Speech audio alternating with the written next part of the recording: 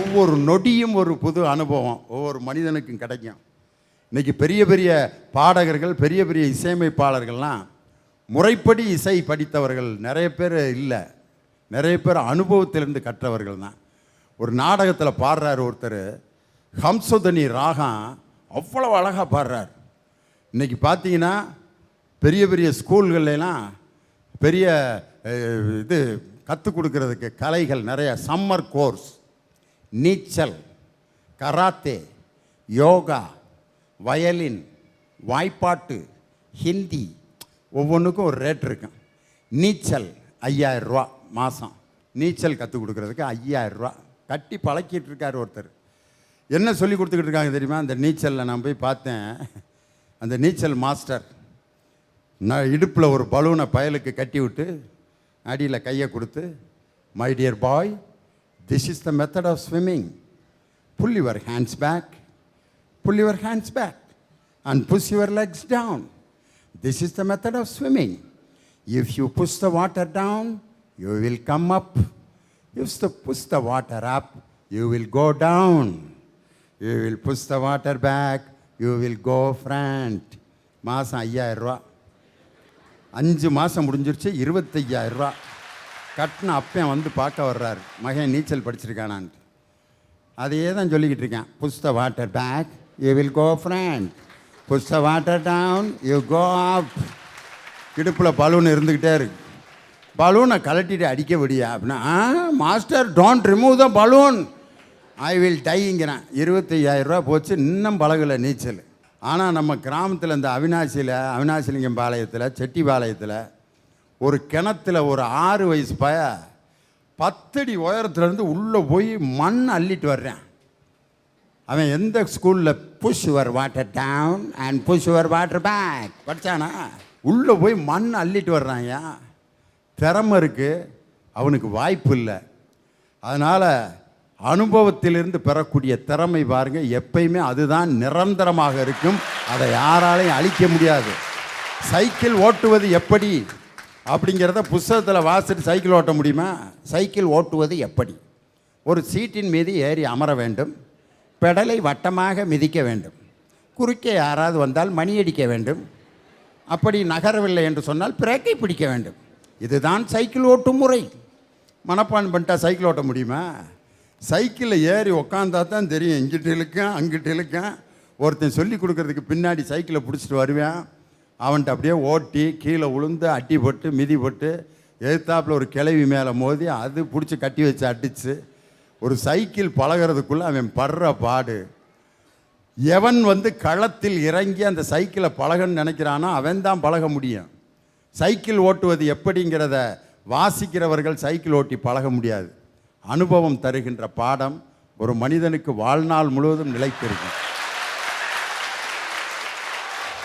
சமுதாய முன்னேற்றத்திற்கு பெரிதும் காரணமாக இருப்பது தாய்மொழி கல்வியா, பிறமொழி கல்வியா, அனுபவ கல்வியா? இன்னைக்கு உலகமே வியந்து பார்த்துட்டு நாடுகள் பல உள்ளன. சீனா, ஜப்பான், அமெரிக்கா, இந்த நாடெல்லாம் வந்து நாமெல்லாம் வியந்து பார்க்குற அளவுக்கு அவங்களுடைய அடையாளத்தை நிலைநிறுத்தி வானுயர வளர்ந்து நிற்கிறாங்கன்னா அதற்கு ஒரே காரணம் அவங்க படிக்கிற கல்வி முறை தாய்மொழியில தான் இருக்கு. ஐயா, அதிசயத்தை பத்தி அழகா ஒரு பாடல் இருக்குங்க ஐயா. பூவுக்குள் ஒளிந்திருக்கும் கனி கூட்டம் அதிசயம், வண்ணத்து பூச்சி உடம்பில் ஓவியங்கள் அதிசயம், துளி செல்லும் காற்று மெல் இசையாதல் அதிசயம், குருநாதன் இல்லாத குயில் பாட்டு அதிசயம், அதிசயமே அசந்து போகும் நீ எந்த அதிசயம் அப்படின்னு சொல்லிட்டு அழகா ஒரு பாட்டு இருக்கு இல்லைங்க ஐயா. இப்படி அதிசயங்கள் எக்கச்சக்கமா இருந்தாலும் நாம உலக அதிசயம்னு சொல்றது 7 தானே. முக்கியமான வரியை விட்டுட்டேம்மா. என்னங்க ஐயா அது? கல் தோன்றி மண் தோன்றி கடல் தோன்றும் முன்னாலே உண்டான காதல் அதிசயம். பாட்டோட ஜீவனே அதுக்குள்ள தானமா இருக்கு. கல் தோன்றி மண் தோன்றா கடல் தோன்றும் முன்னாலே உண்டான காதல் அதிசயம்னா பாருங்க. அதுதான் வைரமுத்து. இந்த பாடல்ல சொன்ன மாதிரி அதிசயங்கள் எக்கச்சக்கமா இருந்தாலும் நாம உலக அதிசயம்னு சொல்றது 7 தான். அந்த 7 70ஆக்குற சக்தி இயல்பாவே நம்ம தமிழினத்தோட ரத்தத்தில் இருக்குங்க ஐயா. எப்படி தெரியுமா? அதற்கு சிறந்த உதாரணம் தஞ்சை பெரிய கோயில், சிதம்பரம் நடராஜர் கோயில், மதுரை மீனாட்சி அம்மன் கோயில், ஸ்ரீரங்கம் ரங்கநாதர் கோயில், இப்படி எக்கச்சக்கமா அடுக்கிக்கிட்டே போலாம். இயல்பா நம்ம தமிழினத்துல ஊறி கிடக்கும் திறமைகள் எல்லாம் வெளிக்கொணர்ந்து அதிசயங்கள் 7 70ஆக்க வேண்டும் என்றால் கணினி கோட்டையிலும் இணை இடுக்குகளிலும் இணைச்செங்கோல் ஏந்தி நிற்கும் என் தாய்மொழியான தமிழ்மொழி கல்வியில படிச்சாதாங்க ஏன் முடியும்.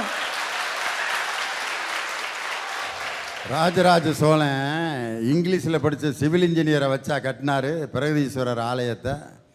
ஆயிரங்கால் மண்டபம் மதுரையில் இருக்க, அது எந்த சிவில் இன்ஜினியரில் இன்ஜினியரிங் காலேஜில் படித்த இன்ஜினியர் கட்டினது?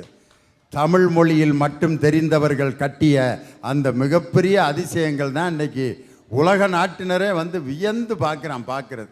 ஐயா, நான் விவரம் தெரியாதப்ப படித்த பள்ளி வழி, அதாவது என் பள்ளிக்கூட கல்வி என்னமோ ஆங்கில வழி கல்வி தான், அதாவது அந்நிய மொழி கல்வி தான். நான் விவரம் தெரிஞ்சதுக்கு அப்புறமும் நான் எடுத்த பட்டப்படிப்பு ஆங்கில இலக்கியம் தான். ஏன் தெரியுமாங்க ஐயா?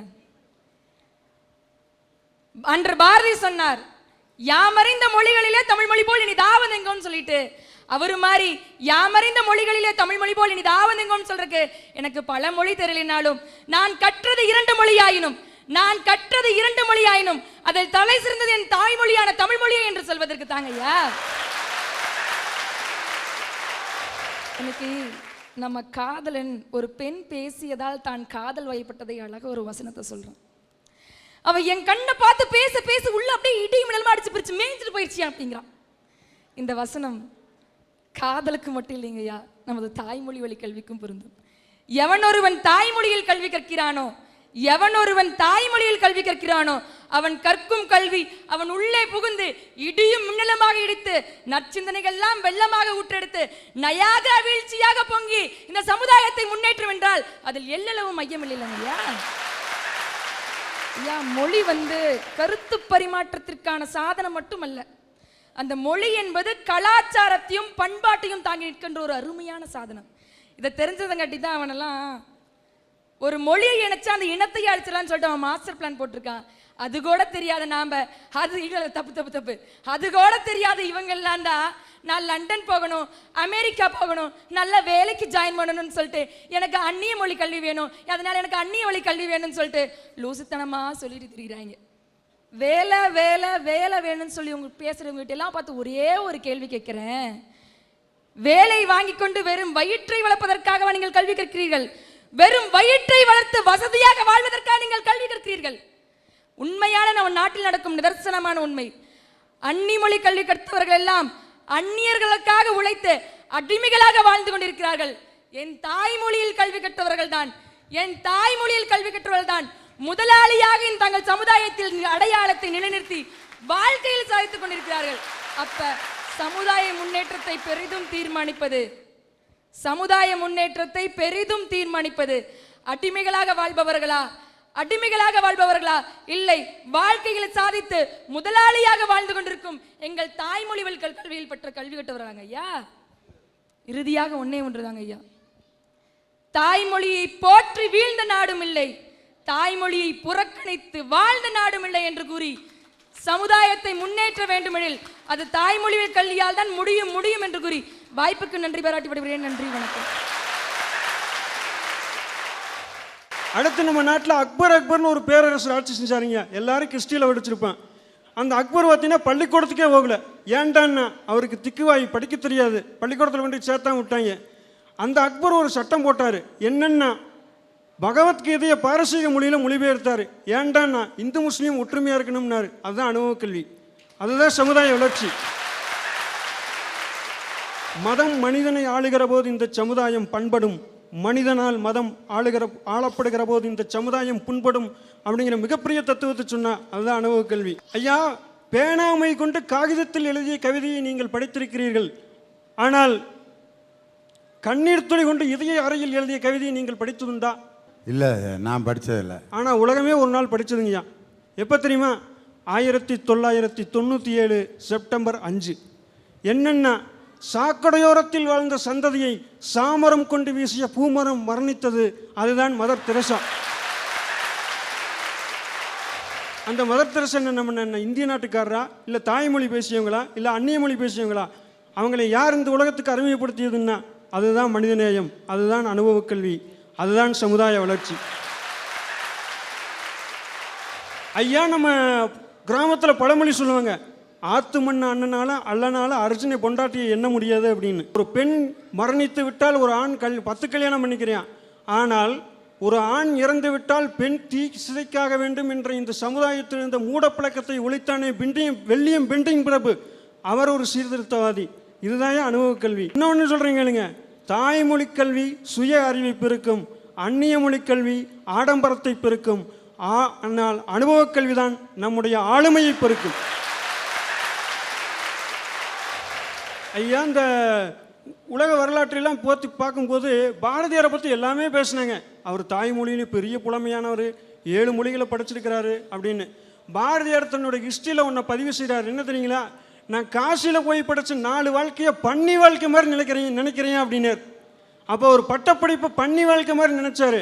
ஆனால் பாண்டிச்சேரியில் போய் அனுபவத்தை கற்றுக்கிட்டதுனால தான் இன்றைக்கி அவர் மகாகவியாக நமக்கு கிடச்சிருக்கிறாரு. இதுதான் அனுபவ கல்வி. பாரதியார் வீட்டுக்கு ஒரு நண்பன் வந்தான்.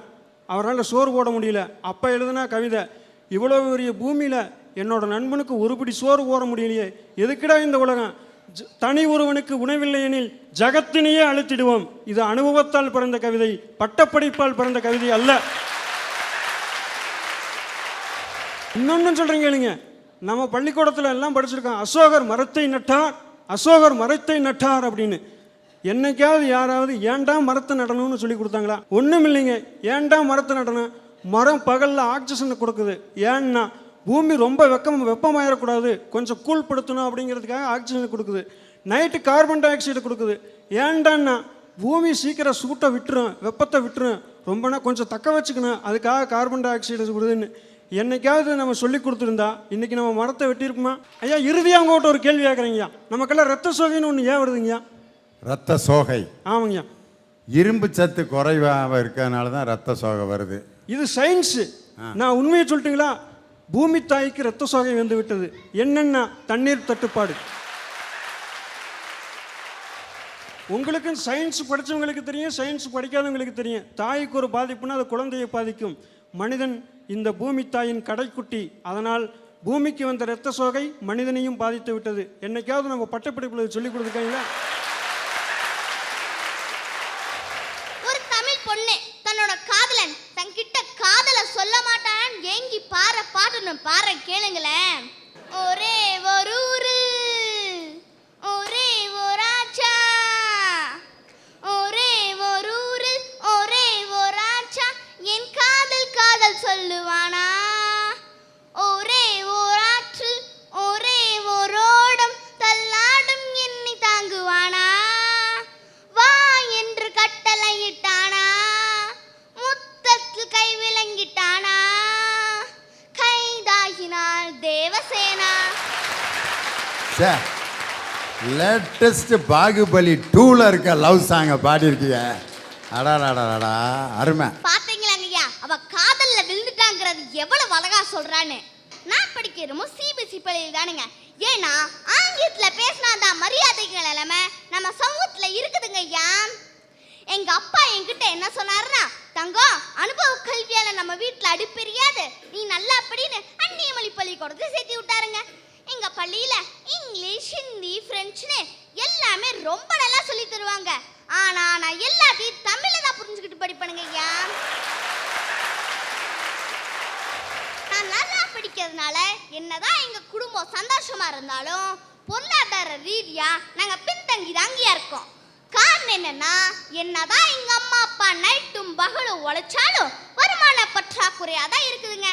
அதான் தாங்கியா சொல்றேன், இந்த அனுபவ கல்வியாலையும் அந்நிய மொழி கல்வியாலையும் எங்க வீட்டு பொருளாதாரத்தை உயர்த்த முடியல, எங்க சமுதாயத்தை முன்னேற்ற போகுது. நான் ஒரு கதை சொல்றேன் கேளுங்களேன். ஒரு ஊர்ல ஒரு அம்மா பையன் வாழ்ந்தாங்களாம். அவங்களுக்கு நல்ல விவசாய பூமி எல்லாம் இருந்ததுங்க. ஆனா அந்த பையனுக்கு விவசாய பூமியில வந்து வேலை செய்ய பிடிக்கலைங்க.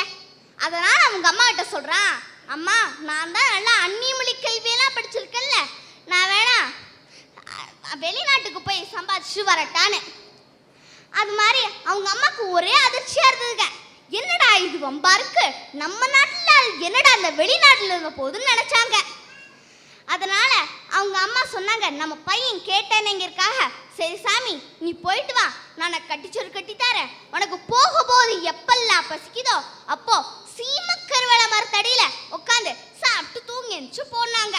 அதுவே எப்போ உனக்கு திரும்பி வரணும்னு தோணுதோ அப்போ வேப்ப மரத்தடியில உட்காந்து சாப்பிட்டு தூங்கிச்சு வாடினாங்க. அது மாதிரி அந்த பையனும் போகும்போது எப்பெல்லாம் பசிக்குதோ அப்போ சீமக்கருவேல மரத்தடியில உட்காந்து சாப்பிட்டு தூங்கிச்சு போனானுங்க. ஒரு 10 கூட போய் சேரலிங்க, அவனுக்கு உடம்பு சரியில்லாம போச்சு. காரணம் என்னன்னா, நினைச்சான் வெளிநாடு வேண்டாம் ஒன்றும் வேண்டாம், நம்ம நாட்டுக்கே போய் விவசாயம் பண்ணி பொழைச்சிக்கலான்னு திரும்பி வரானுங்க. அப்போ அவனுக்கு எப்பெல்லாம் பசிக்குதோ அப்போ வேப்ப மரத்தடியில உட்காந்து சாப்பிட்டு தூங்கிச்சு வரானுங்க. அந்த வீடு கூட வந்து சேரலைங்க, அவனுக்கு உடம்பு நல்லா ஆயிடுச்சு. காரணம் என்னன்னா, சீமக்கருவேல மரங்கிறது அந்நிய தேசத்துல இருந்து வந்ததுங்க. அது நம்ம நிலத்தடி நீரை உறிஞ்சி நீர் வளத்தை குறைக்குதே தவிர நமக்கு எந்த பயனும் இல்லைங்க. ஆனா வேப்ப மரங்கிறது நம்ம பூர்வீக மரமுங்க. வேப்ப மரம் அதோட காத்தை வச்சு எப்பேற்பட்ட நச்சுத்தன்மை நோய் கிருமிகளையும் அழிக்கக்கூடியதுங்க. அதனாலதான் அது கீழே படுத்ததுனால அவனோட உடம்பு நல்லாச்சுங்க. சீமக்கருவேல மரம் மாதிரி தாங்க அந்நிய மொழி கல்வியும். அது நம்ம நிலத்தடி நீரை உறிஞ்சி நீர் வளத்தை குறைக்குதோ அது மாதிரி தாங்க அந்நிய மொழி கல்வியும்.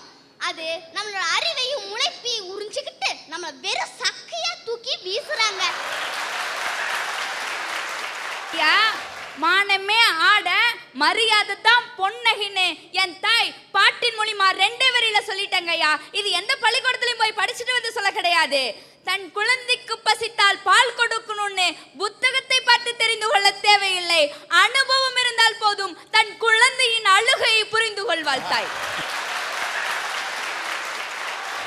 அனுபவத்துக்கு ஒரு சின்ன உதாரணத்தை சொல்லலாங்க ஐயா. என்னன்னா, அமெரிக்கன் வந்து நாசாலிருந்து விண்வெளிக்கு விஞ்ஞானிகளை அனுப்பும்போது பேனாக்களை கொடுத்து அனுப்பினார்கள். அந்த பேனாக்கள் விண்வெளியிலே 0 க்ரோட்டில் எழுதுவதற்கு பயனில்லை என்று கண்டுபிடித்தார்கள். கண்டுபிடிச்சதுக்கு அப்புறம் பல விஞ்ஞானிகள் பல ஆண்டுகளாக $12,000 மில்லியன் செலவு பண்ணி ஒரு பேனாவை கண்டுபிடிச்சாங்க. அது விண்வெளியில் உட்காந்து எப்படி எழுதினாலும் எழுதக்கூடியது. இதை பற்றி அன்னைக்கு நானும் என் ஃப்ரெண்டு பஸ் ஸ்டாண்டில் நின்று பேசிகிட்டு இருந்தாங்க ஐயா. அப்போது இடையில சம்மந்தமே இல்லாத ஒரு பெரியவர் ஒருத்தர், படிப்பறிவே இல்லாதவர், இடையில வந்து அமெரிக்காக்காரனுங்களா முட்டா பயிலுக, புத்தி இல்லாதவனுங்க, எதுக்கு அவ்வளவு செலவு பண்ணி ஒரு பேனாவை கண்டுபிடிக்கணும், பெசாடி பென்சில் எடுத்துட்டு போயிருக்கலாம்ல அப்படின்னு ஒரு போடு போட்டா இருப்பாருங்களேன்.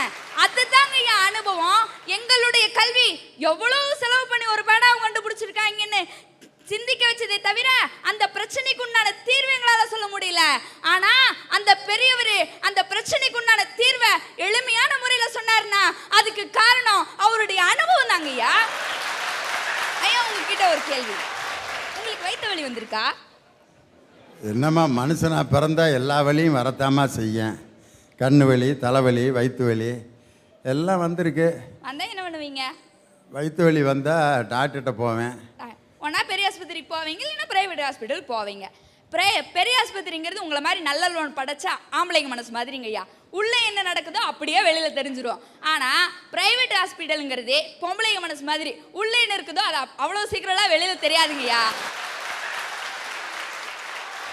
பரீட்சை பேப்பர்ல செஞ்சுரி எடுக்காத சச்சின் கிரவுண்ட்ல போய் செஞ்சுரி அடிச்சு இந்தியாவுக்கு பெருமை சேர்த்தாருன்னா அதுக்கு காரணம் அவருக்கு முன்னாடி இருந்த கேப்டன் அசாருதீன் கிட்ட கிடைச்ச அனுபவம் தான் அவரை செஞ்சுரி அடிச்சு இந்தியாவுக்கு பெருமை சேர்த்ததுங்க ஐயா. படித்ததனால் அறிவு பெற்றோர் 1000 உண்டு, பாடம் படிக்காத மேதைகளும் பாரினுள் உண்டு என்று பாடல் எழுதியவரும் கல்லூரிக்கு சென்று பட்டம் பெறாத மேதைதான் கவிஞர் கண்ணதாசன் அவர்கள். முகலாய மன்னர் அக்பர் எழுத படிக்க தெரியாதவர், ஆனால் 24,000 நூல்களை கொண்ட நூலகத்தை அமைத்து பிறர் படிப்பை ஊக்குவித்தார். பெரும் தத்துவமேதையான சாக்ரட்டிஸுக்கு எழுத படிக்க தெரியாது. Thomas Alva Edison, Benjamin Franklin, பெர்னாட்ஷோ, ஏன் தற்சமயத்திலே வெறும் 3ஆம் வகுப்பு மட்டுமே முடித்த 66 வயதான ஹோல்டர்நாக் என்பவர் தற்சமயத்திலே அற்புத கலைஞருக்கான பத்மஸ்ரீ விருதினை வாங்கினார். ஐயா, இதெல்லாம் படிக்க தேவையில்லைன்னு சொல்றதுக்கு இல்லைங்க, படிச்சா மட்டும் போதாதுன்னு சொல்றதுக்கு. படிச்சவன் பள்ளிக்கூடத்துல வாத்தியாரா இருக்கான், ஆனா படிக்காதவன் தான் பள்ளிக்கூடத்தையே நடத்துறான்னா அதுக்கு காரணம் அவங்களுடைய அனுபவம் தாங்க ஐயா. இன்னைக்கு இவங்களுடைய அந்நிய மொழி கல்வி என்ன கண்டுபிடிச்சிருக்கு தெரியுங்களா? பிளாஸ்டிக் முட்டையும் பிளாஸ்டிக் முட்டைக்கோசையும் தான். இதுதான் நான் கேட்கிறேன், இதுதான் சமுதாய முன்னேற்றத்தை தீர்மானிக்குமா? ஆனா என்னை இந்த மேடையில ஏற்றி விட்டுட்டு கீழே உட்கார்ந்து கை தட்டி என்ன உற்சாகப்படுத்திட்டு இருக்காரு எங்க அப்பா. அவருடைய அனுபவம் எனக்கு என்ன சொல்லி கொடுத்தது தெரியுங்களா? நேர்மை, உழைப்பு, கடமை, நேரம் தவறாமை, பிறரை மதிக்கக்கூடிய குணம், ஒழுக்கம், இன்னும் பிற குணநலன்கள். இதுதான் எங்கப்பா அவருடைய அனுபவத்துல சொல்லி கொடுத்ததுங்க ஐயா.